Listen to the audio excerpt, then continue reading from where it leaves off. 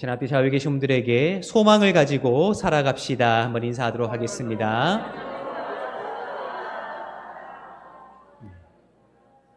다시 한번 인사하실 때 소망을 가지되 겸손하게 살아갑시다. 인사하도록 하겠습니다. 아멘. 날마다 하나님께서 우리에게 하늘나라에 소망을 허락하여 주실 때에 그 소망을 외면하는 것이 아니라 내 삶 가운데 이루어가며 또한 가장 겸손히 하나님만을 바라보는 복된 삶을 살아가게 되시기를 예수님의 이름으로 축복합니다. 며칠 전 양치를 하기 위해 욕실에 들어갔습니다. 항상 익숙한 삶의 패턴이었기 때문에 그날도 아무 생각과 고민 없이 양치로 하루를 시작하기 위해 욕실로 들어갔지요. 그런데 그날 지금까지는 보이지 않았던 아주 작은 것이 제 눈에 들어왔습니다. 그것은 바로 하루살이였습니다. 몇 번 말씀드린 바와 같이 저는 벌레를 굉장히 싫어하고 무서워하기 때문에 아마 평소 같았으면 그 하루살이를 당장에 해치웠을 것입니다. 샤워기를 가장 세게 물줄기를 틀어서 익사시켰거나 휴지로 돌돌 말아 아마 변기에 넣고 물을 내렸거나 갖은 수를 동원해서 그 하루살이를 바로 응징했을 터인데 그날따라 그러고 싶지 않았습니다.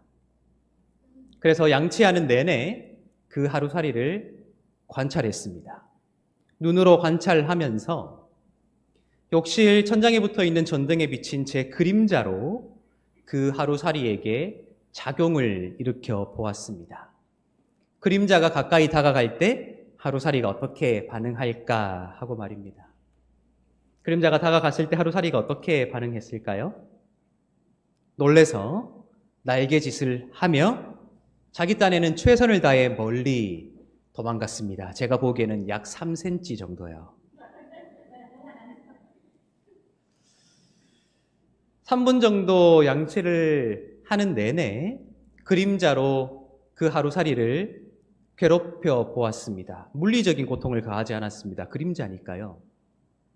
그런데 그렇게 할 때마다 나름대로 살아남기 위해서 그 그림자를 피해 최선을 다해 날개짓하며 생명을 보존하기 위한 몸부림을 치는 그 하루살이를 볼 수 있었습니다. 그리고는 그 하루살이를 끝내 처단하지 않고 그대로 두었습니다. 하루 동안 저의 반려 하루살이로 욕실에 그대로 두었습니다. 그리고 하루가 지나자 예상하는 것과 같이 하루살이는 자연스레 없어졌습니다.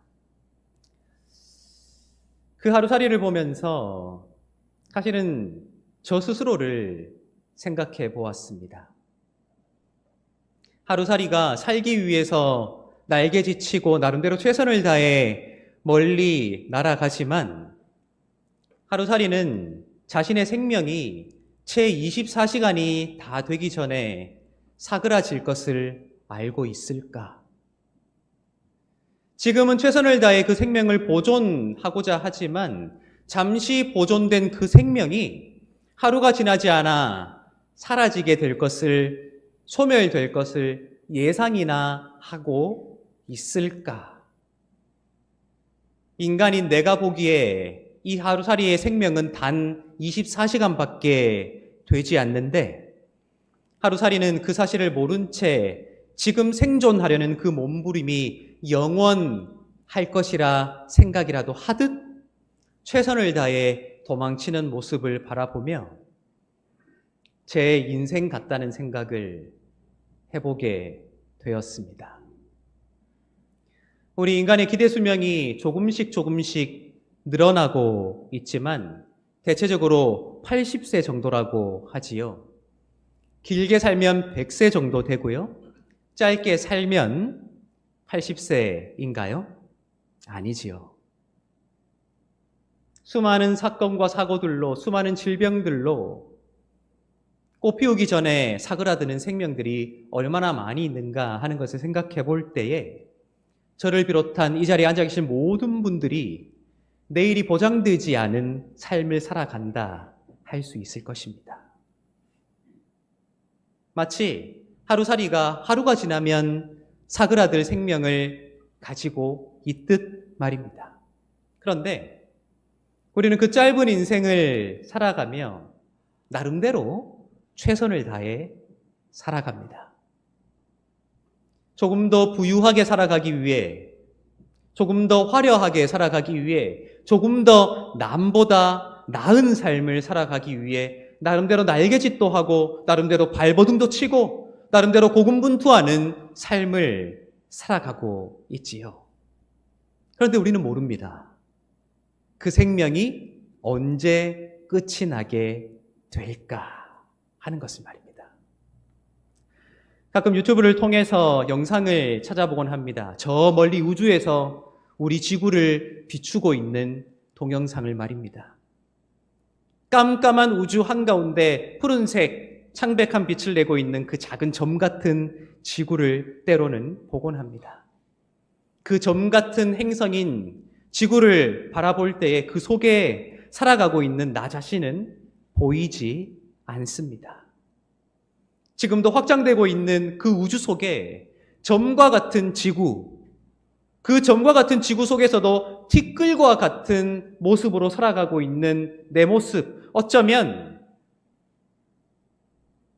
하루살이를 바라보는 우리 인간의 눈이 그 하루살이의 운명이 지금 당장 그 하루살이에게 찾아와도 이상하지 않을 것이라 생각할 수 있듯 그 우주를 보고 있노라면 내 인생이 무엇을 향해 있는가 하는 것을 생각하게 되지요. 이 티끌 같은 인생을 살아가면서, 이 짧은 인생을 살아가면서, 길어도 80년, 100년,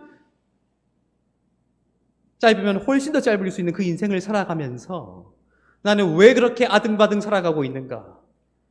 나는 무엇을 그렇게 자랑하고 싶은가? 나는 무엇을 그렇게 주장하고 싶은가? 하는 생각을 해보게 될 때가 있습니다. 여러분들은 왜 살아가십니까? 여러분들은 무엇을 위해 살아가십니까? 어쩌면 하나님께서 우리에게 성령을 통해 주신 이 믿음, 이 신앙, 또 하나님께서 우리에게 당신의 말씀으로 기록하게 하시고 우리에게 주신 이 하나님의 말씀은 바로 하루살이와 같은 우리의 인생이 하나님 앞에서 얼마나 겸손해야 하는가 하는 것을 가르치기 위해 우리에게 허락하신 굉장히 중요한 선물이 아닐까 하는 생각을 해보게 됩니다. 지금 내가 딛고 있는 이 땅이 전부인 것처럼 살아가는 나의 관점이 아니라 그것을 들여다보시는 하나님의 관점을 알게 하기 위해 지금 내가 추구하는 것이 전부 다 옳다, 마땅히 이래야 한다라고 생각하는 것들이 얼마나 빨리 지나가며 얼마나 빨리 변질되는가 하는 것들을 나의 욕심과 나의 관점에서가 아니라 하나님의 마음과 하나님의 관점에서 들여다볼 수 있도록 그렇게 부질없음을, 그렇게 연약한 것임을, 그렇게 한계가 많은 것임을 깨닫게 하기 위해 우리에게 믿음이라는 것을 주셨고 우리에게 하나님의 말씀을 주신 것이 아닌가 하는 생각을 하게 된다는 것입니다. 내가 아니라, 내 눈이 아니라, 내 마음이 아니라 누구의 관점으로 바라보게 하시기 위해서요? 하나님의 관점에서 바라보게 하시기 위해. 마치 인간이 하루살이를 들여다보듯 하나님이 하루살이 같은 우리 인간을 어떻게 바라보고 계실까 하는 것을 깨닫게 하기 위해 우리에게 주신 선물이 신앙과 성경이 아닌가 하는 생각을 해보게 된다 하는 것입니다. 오늘 우리가 함께 읽은 이 창세기 11장 역시 바로 그러한 것을 우리에게 가르치고 있는 것이 아닐까 하는 생각을 해보게 됩니다. 우리가 잘 알고 있듯이 창세기 1장부터 11장까지는 문자 그대로 역사적 사실로 받아들이라는 것을 강요하는 성질의 글이 아닙니다. 기원전 586년 유다 왕국이 멸망하여 수많은 유다인들이 바빌론의 포로로 끌려갔을 때 그들이 직면해야 했던 것들이 있습니다.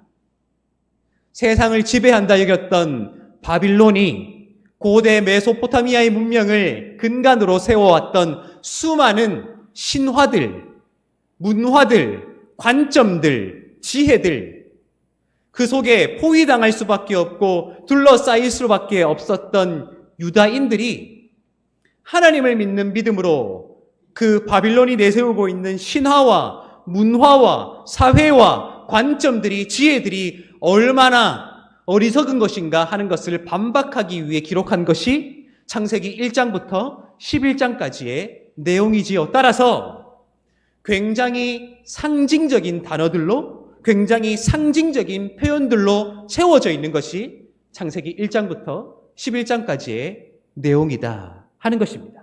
그 가운데 우리가 기억해야 하는 것은 창세기 1장부터 11장까지의 내용은 두 가지 시간을 대조적인 것으로 우리에게 묘사하고 있다 하는 것입니다. 하나는 하나님의 시간입니다. 누구의 시간이라고요?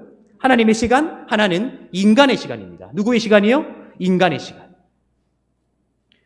세상이 강요하는 바, 바벨론이라는 제국이 주장하는 바, 그들이 내세웠던 신화와 문화와 그들의 지혜가 얼마나 부질없는 것인가 하는 것을 나타내기 위해 하나님의 시간과 인간의 시간을 대조하고 있는 내용이 창세기 1장부터 11장에 집약적으로 표현되어 있다 하는 것입니다.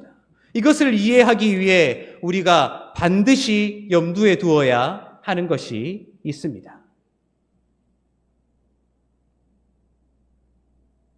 그 상징적인 언어들이 오늘 우리가 읽은 말씀에서와 같이 인간의 나이와 관련된 숫자에서도 드러나고 있다 하는 것입니다. 여러분, 사실 오늘 우리가 읽은 이 창세기 11장 10절 이하에 기록되어 있는 수많은 사람들의 이름과 그들의 나이를 들을 때 여러분들 마음에 혼란함이 생기지 않으십니까? 사실 이 11장뿐만 아닙니다. 창세기를 읽어보면 곳곳에 족보가 기록되어 있고요. 그 족보에는 우리의 상식으로는 다 이해할 수 없을 만큼 오랜 세월을 살았던 사람들에 관한 이야기가 기록되어 있습니다. 가장 많은 나이를 살고 죽은 사람의 이름이 무엇입니까? 무드셀라이고요. 그가 몇 살까지 살았다고 기록하고 있습니까? 969살까지 살고 죽었더라 하고 기록하고 있습니다. 여러분, 솔직하게 대답하십시오. 믿어지십니까? 옛날에는 다 그렇게 살았나 보다. 근데 환경이 바뀌고 자연이 오염되고 하면서 우리의 인간 수명이 이렇게 줄어들었나 보다 하고 생각하시는지요? 솔직히 믿기 어렵습니다. 그런데 놀랍게도 이런 종류의 족보가 구약 성경에만 있는 것이 아니라는 거예요. 제가 말씀드렸죠? 창세기 1장부터 11장까지는 고대 메소포타미아의 신화들이 주장하고 있는 바를 반박하기 위한 상징적인 내용들이라고요. 고대 수메르의 왕명록이라는 토판들이 발견되었는데요.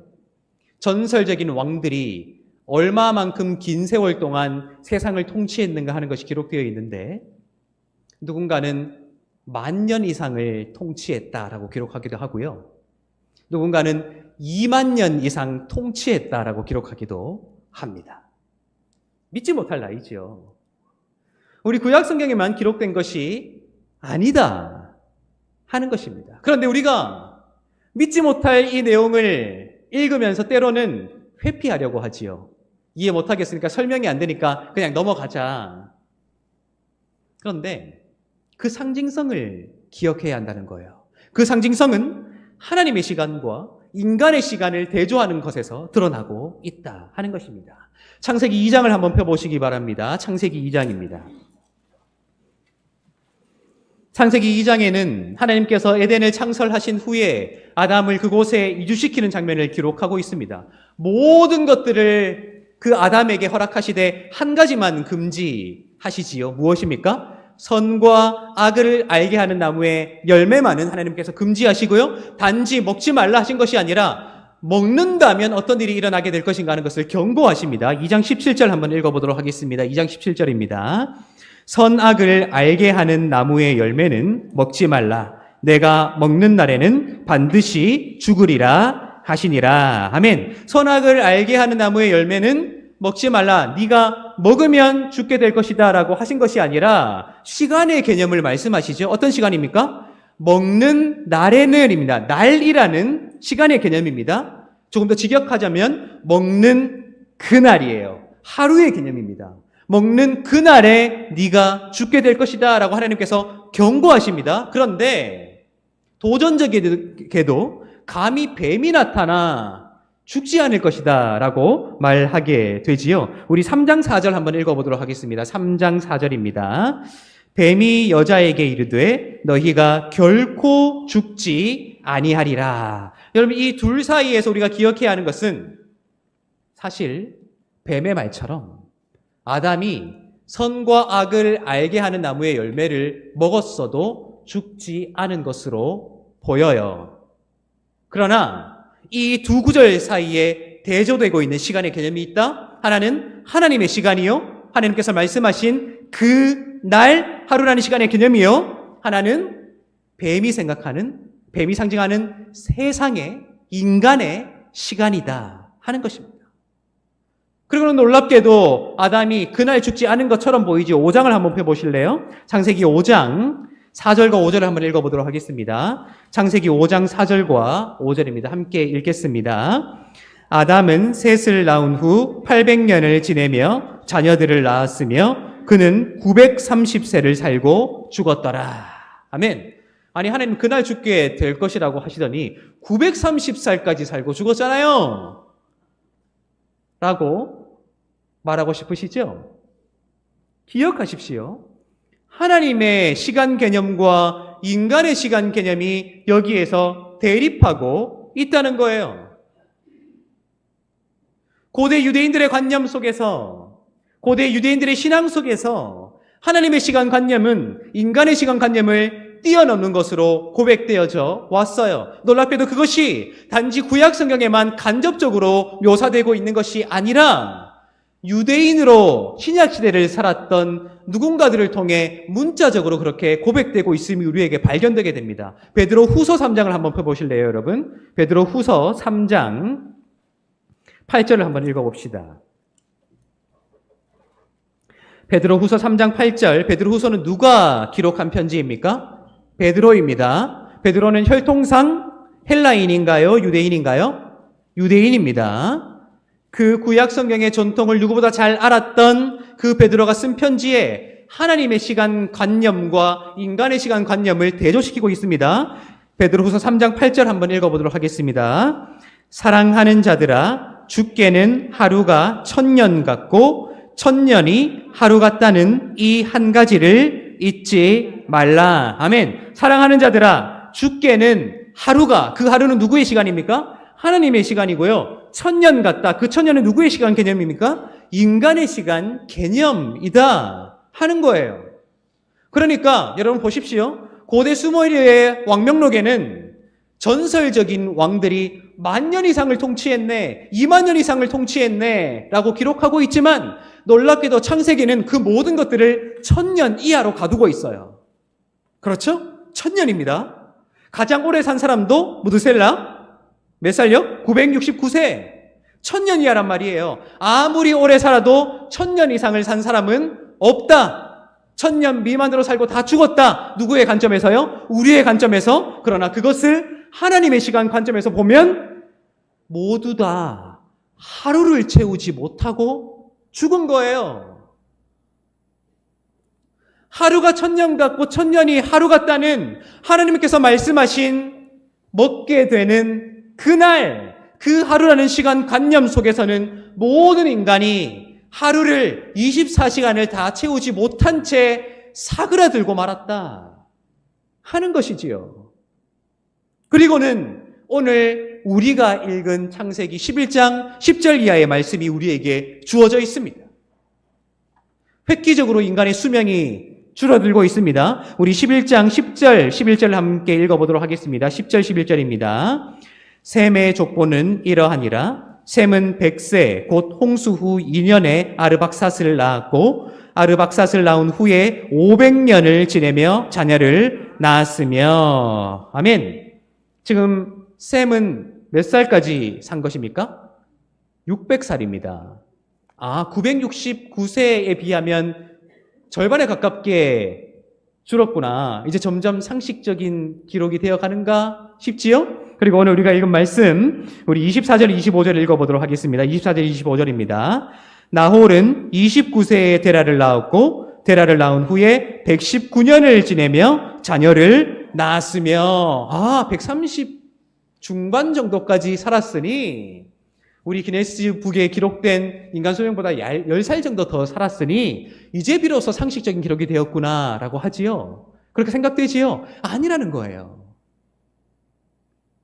하나님의 시간관념 속에 24시간을 다 채우지 못하고 죽었던 그 인간들의 수명이 23시간, 22시간, 21시간, 20시간, 10시간, 9시간, 5시간, 3시간, 2시간, 1시간으로 줄어가고 있다 하는 거예요. 그 열매를 맺게 되는 그날 너희가 죽을 것이라는 24시간을 그나마 채웠다고 여겨지는 그 사람들의 연령대에 비해서도 훨씬 미치지 못하는, 어쩌면 1시간도 채 되지 않는 인생을 살아가는 것이 하나님의 시간관념 속에 살아가고 있는 하나님의 시선 속에 담긴 우리 인생일 뿐이다 하는 것을 오늘 이 말씀이 이 상징적인 숫자들과 용어들과 하나님의 시간과 인간의 시간을 대조하여 우리에게 강조하고 있다 하는 것입니다. 마치 제가 욕실에 들어가 하루살이를 관찰하며 하루의 시간을 주었지만 그 하루살이는 하루도 채 버티지 못한 채 사그라들었듯 하나님이 그러한 눈으로 우리를 보고 계신다 하는 것입니다. 단지 티끌 같은 아무것도 아닌, 이제 좀 꽃피나 싶었는데 곧장 사그라들고 말, 그러한 존재들일 수밖에 없음을 우리에게 보여주고 있는 숫자들이 오늘 우리가 읽은 숫자라는 것이죠. 상징적인 거라는 거예요.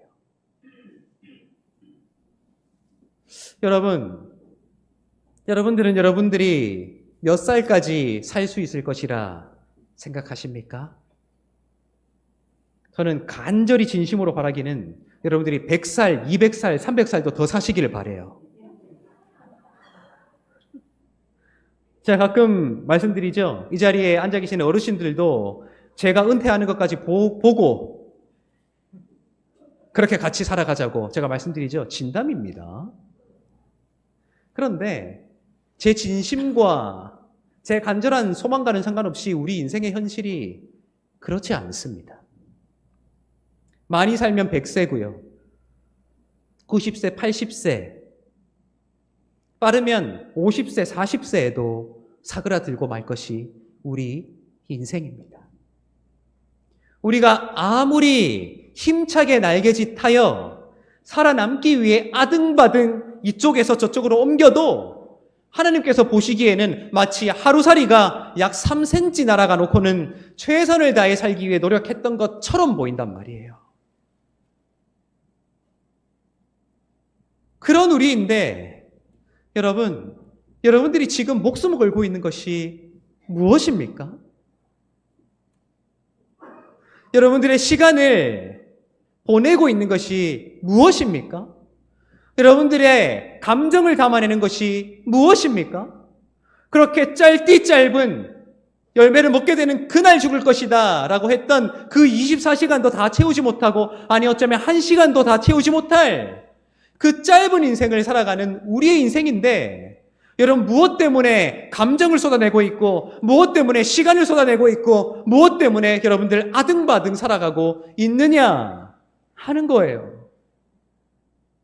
내가 지금 용을 쓰며 악을 쓰며 이것이다 저것이다 주장해온 그것들도 5년만 지나고 10년만 지나도 철질한 것이 되어버린다는 것을 우리가 매년 발견하며 살아가고 있지요. 그렇게 살아가는 우리의 인생을 지금도 팽창하는 우주를 지으신 하나님께서 보실 때에 어떻게 보이겠습니까? 제가 욕실에서 봤던 하루살이만도 못한 삶으로 보일 수밖에 없잖아요. 그런데 우리가 무엇 때문에 그렇게 아등바등 악을 쓰며 살아가고 있느냐 하는 거예요. 무엇 때문에 양보하지 않고, 무엇 때문에 내려놓지 못하고, 무엇 때문에 그렇게 감정 상해가며 살아가고 있는가 하는 것이죠.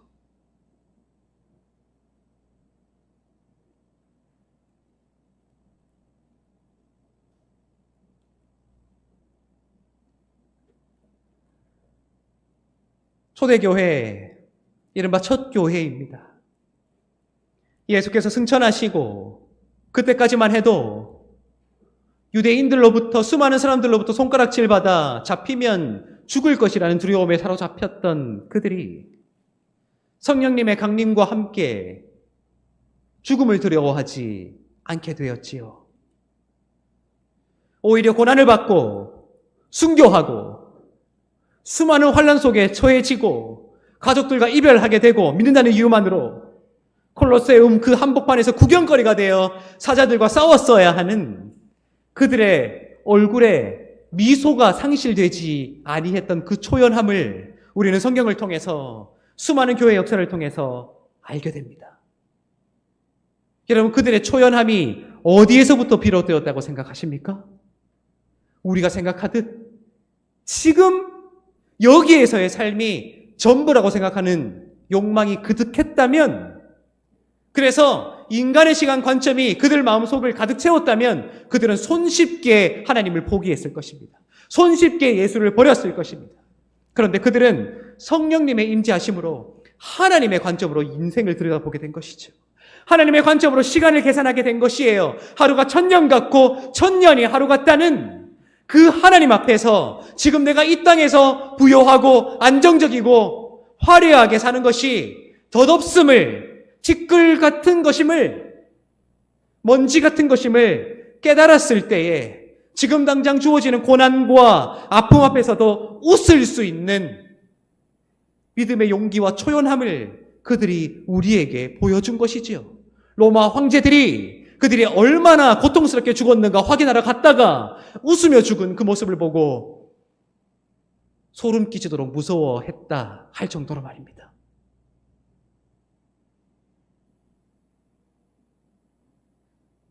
여러분, 우리에게도 그런 초연함이 필요합니다. 그 초연함은 우리 인생의 덧없음을 발견하는 것으로부터, 그러므로 하나님 앞에 한없이 겸손해야 한다는 사실을 깨닫는 것으로부터 시작될 수 있음을 반드시 기억하십시오. 내가 지금 아등바등 살아가는 것도, 내가 지금 피를 토해가며 주장해내는 것도, 내가 고집하고 있는 것도, 내가 목소리를 높여 외치고 있는 것도 마치 하루살이의 날개침같이 덧없음을 기억하는 것으로부터 내 시간이 아니라, 인간의 시간이 아니라 하나님의 시간과 하나님의 마음으로 우리의 인생을 바라볼 수 있는 그 지혜로부터 우리가 겸손하고 초연하며 주장하기보다 수용하고 밀쳐내기보다 포용하며 미워하기보다 사랑하고 화려하기보다 끈덕진 삶을 살아갈 수 있도록 도와주는 가장 위대한 깨달음이 될 수 있노라. 오늘 우리가 읽은 점점 줄어드는 인간의 수명과 그 수명이 상징하는 숫자들이 우리에게 가르쳐주고 있다 하는 것입니다. 여러분, 그렇다고 해서 다 덧없으니까 포기하십시오라는 말은 아닙니다. 그렇기에 오늘을 더 뜨겁게 살아야지요. 그렇기에 오늘 가장 많이 사랑해야지요. 그렇기에 오늘 더 열정적으로 살아가야지요. 그러나 그 모든 것들을 하나님 앞에 겸손하게 바라볼 수 있는 용기를 갖자 하는 것입니다.